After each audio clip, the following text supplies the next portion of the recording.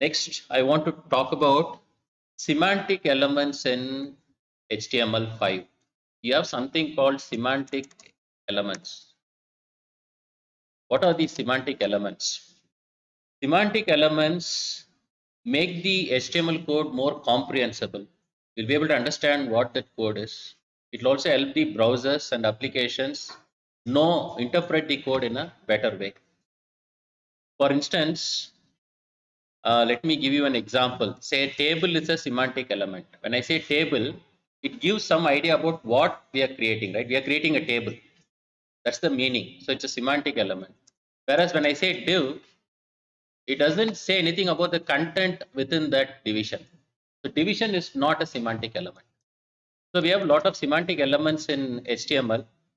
I will talk to you about some of the important elements. That is, one is header. Header is a semantic element. And the next semantic element is nav, that is the navigation bar. And the next one is section. Within section, we'll have articles. So you can have many articles. So that's the meaning. Section contains many articles. You also have a side, that is another semantic element. And finally, footer. When you talk about a web page, you're going to classify content under these headings or these elements. I will give you the view. So this is actually the classification of the content. Say whenever you put something on the top, you have to classify it as header. Whatever that is used for navigation will come under navigational links, NAV. The articles in your web page will come under section. Aside is, say you want to give some quick tips to the user, some quick browsing links, you can give it in this portion. Footer is copyright information, again info wherein user can quickly access some of the important things in a web page like privacy policy, terms and conditions, all these things. So whenever you talk about a web page, you should see to that you put the content under these semantic elements. So when I look at the web page, I should be able to see a nav tag, I should be able to see a header, section, aside, footer. And all these things have their own purpose. Footer is for copyright, section is for having the various articles in your web page, header is for the top heading, navigation is for the navigational link. So I have gone through a web page like this one. I've selected it randomly from the internet. It's a website on receipts. So when you talk about the header can include the very top contents. Maybe they will give you the social media links, login links, all these things, right? So that can come under your header. It can also include the navigational bar. So when I talk about NAV, see these contents, home, about, receipts, all these things come under navigational bars. So you should group this navigation under the nav element. That is the meaning here. And what is an article? What is a section? If you go down, you will see many blog posts in your web page. So each blog post is an article. So the list of articles fall under a section. So they will classify all these articles under a section, and each one is an article which takes you to a different web page. And on this right side, you see, right, freezer meals, some quick tips, some quick links.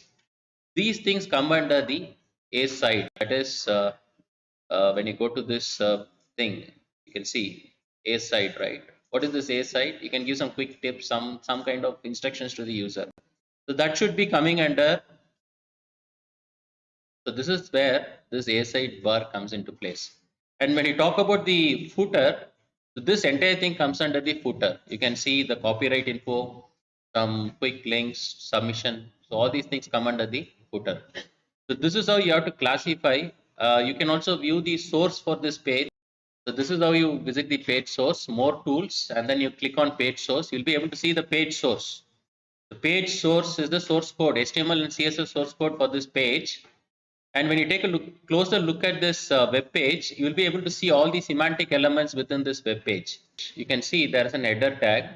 Within the header tag, they have given the nav bar too. So you can see there are two types of semantic elements here. One is you have this header. Inside the header, they have given nav, and inside the nav, they have given the links to other pages, home, about, all these things. So you have a header, you have a nav element, and what are the elements you have? You have a section. So within the section, you have articles. You can see this is one article, this is another blog post, this is another blog post. And they also have this A side. What is that A side? Let me search for that A side. So you see they have this semantic element A side, and within A side you are seeing some right on the right side some links, some tips, right? That will be classified as A side. And they also have a footer. If you search for footer, you can very well see there is a footer attached with this. So any website you create, it should have all these semantic elements. Definitely you'll have navigation. You'll also have header. You will have footer. You'll have a side, and you should put your articles under these sections. So why I'm showing you this example is this is a professional website available online, and you take any professional websites, they'll be having all these standards. Are you all clear about HTML5 elements? Can we create something?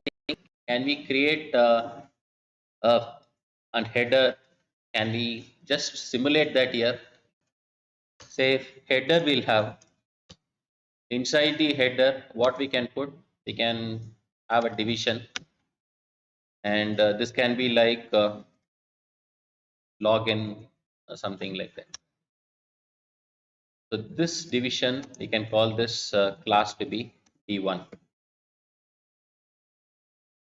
So this is the header, and next we'll have a nav. What should be inside your nav? Any navigational link you're going to have. Say, let me create a simple navigational link.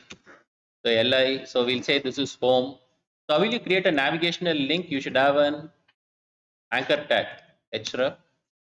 Say I'll just create some test pages here, test.css. Close this. So this is home. Let me have many links here.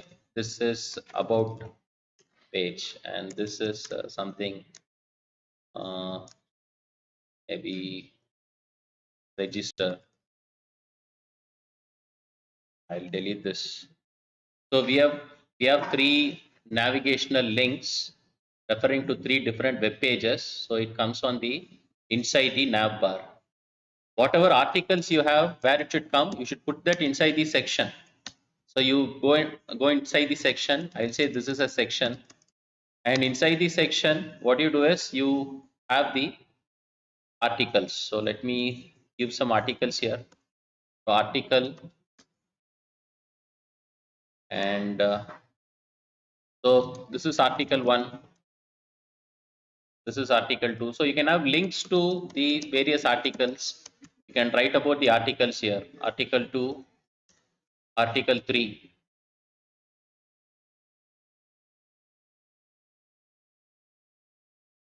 Okay.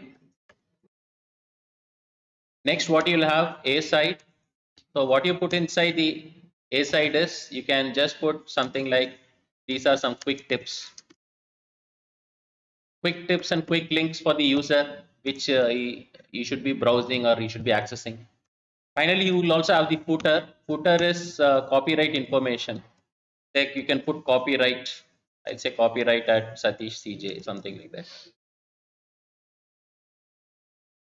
So this is how you should classify contents inside the web page.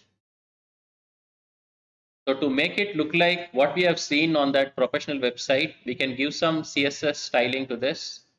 For instance, header, we can give some background color. I'll give background color to be black, width to be 100%, and height to be say 100 pixels. Let me link the CSS page test.css. See, so header comes on the top. We can also give some color for our header. That is, color for the text can be white. And we can say text align right, something like that. And text font size, some much. Font weight can be bold.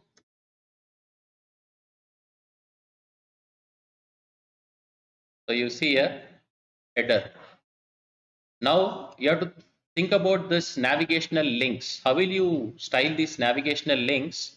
You take this nav element and then you can style it. Say you can perform all these things. Nav, inside the nav you have UL, that is your list, and inside that list you have LI. So you take every item and then what you can do is you can remove the list style type. You can say it's none, and you can float the list, float to the left. Okay, and what you can do is you can also have some padding for your list, say padding of 10 pixels. If you want, you can have a background color for your nav bar, aqua. You can also have a border right style to be solid. And you see, almost our navigation is done. Let me show you this. So this is our navigational link. When I click on it, it will be going to our next page. What else we are going to see here is, can I have an hover effect on this navigational link? Yes, I can have that. How will I give an hover effect? Again, go with nav ul li, and we can give some background color for the hover effect. That is, say I'll give some light colors. And how will you give the hover? Whenever I move on an option, I'll give hover. So this effect, how it comes up on your navigational link is, you can see there's an hover effect.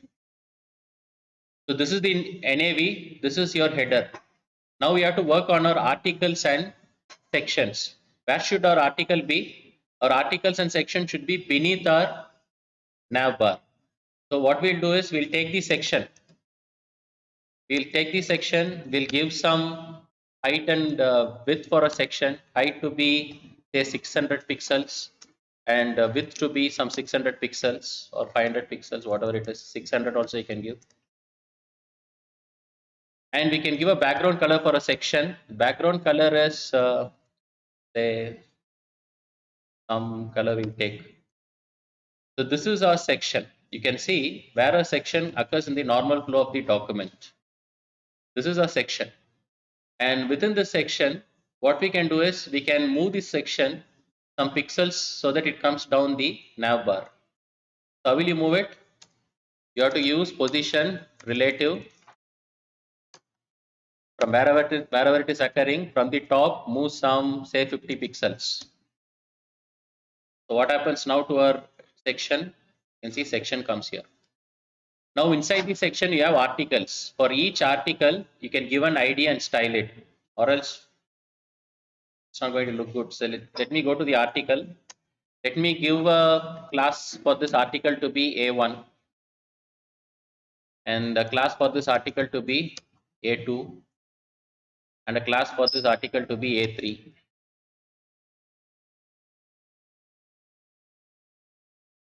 So now we will style all this A1, A2 and A3. Let's go to our CSS and start styling.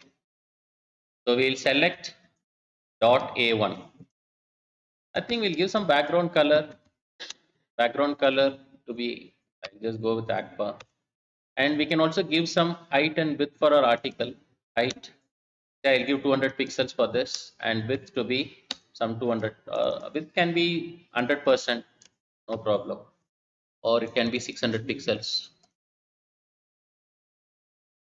So this is article 1. I don't know why it is. This is article 1. Class is A1. This should be A2.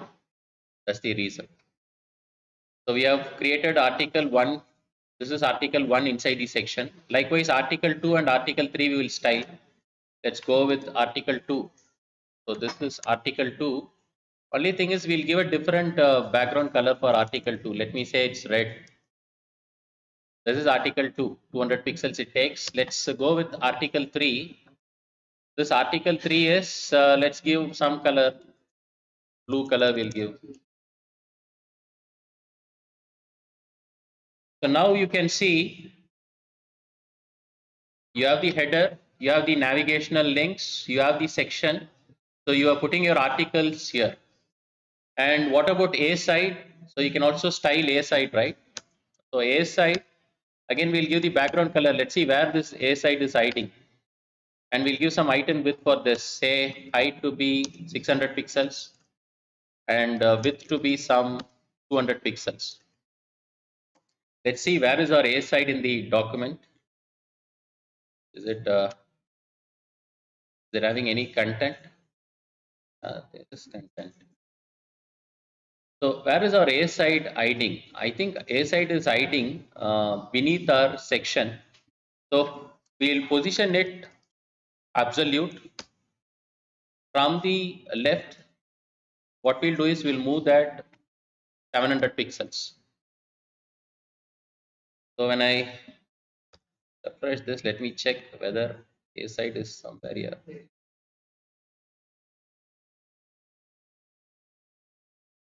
Relative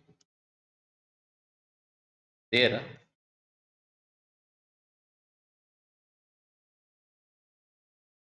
Okay, it's 2 down. So what we'll do is from the we'll go with absolute. From the top, we'll place it around say 200 pixels. See, our A side has come. So this is where your positioning property will help you. You have to know how you position things. So you can put your sections here, articles here, some quick tips and links here. And finally, we have the footer too. Footer, where is this footer? So footer will style.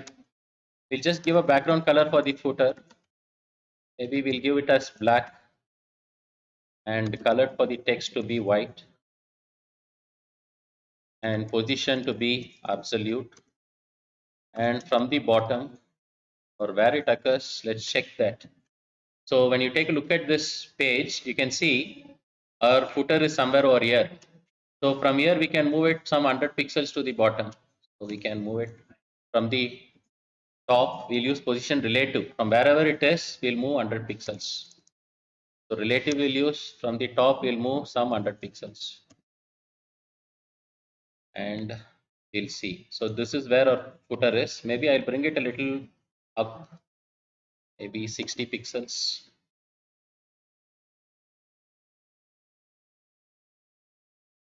So this is just a demonstration, like here is your footer, section, nav bar, header, A side.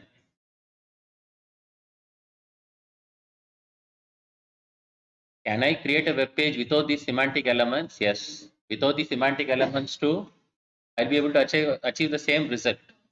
But why we need semantic elements? It gives you more information about what your code is, how it is organized. So when you are in professional web development, you should follow the semantic elements.